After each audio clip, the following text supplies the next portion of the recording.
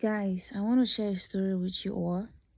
So, a couple of days ago, I was listening to a story of an African American woman who was telling us about how she lost her son. So, her son was convicted for murder at the age of, I think, 19. That's what she said, if I can remember vividly well. So, he said the guy spent 27 years in prison. For some reason or the other, his case was reopened by another lawyer, but from the same firm of the people that convicted him. So after all said and done, his son was released without bail and was also found not guilty. So she was happy and she was excited, but though the son was in anger, like he spent the last 27 years of his life in jail for something he didn't do.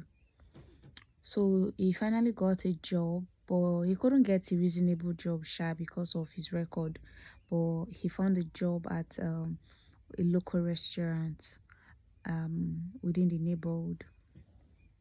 So something happened. He said that the lawyer that picked up his son's case came back to their house to ask his son to help him testify against something.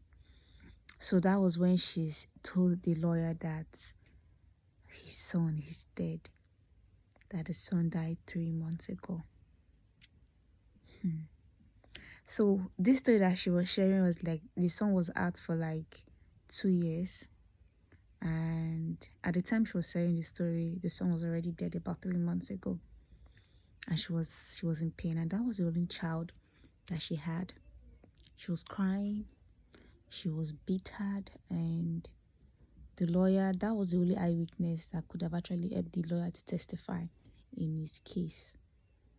So now the point of the story is sometimes God will just put you in some kind of trouble just to keep you in one position, and you'll be there complaining, you'll be whining, wailing in pain, saying, God, why me? Why am I this? Why am I here? I'm not supposed to be here.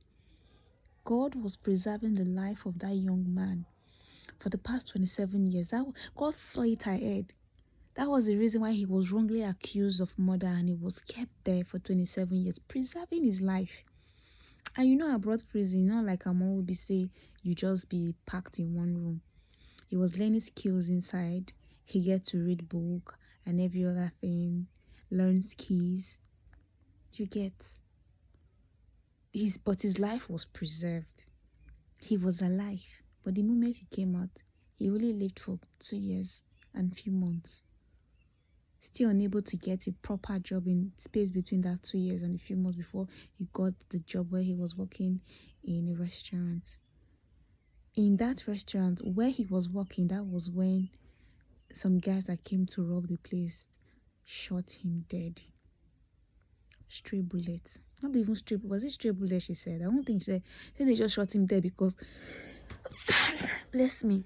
He was the only one on duty, and he was about closing up, and they came to rob the place. He was trying to defend himself and trying to see how they would not be able to rob the place, because if they succeed, people will say because he already has a record, so he planned it with them.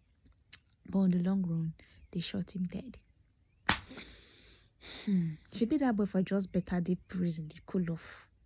But at least he's alive.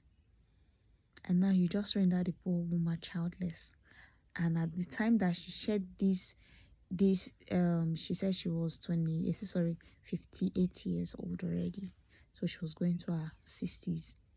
That one never enter menopause. She doesn't have a husband.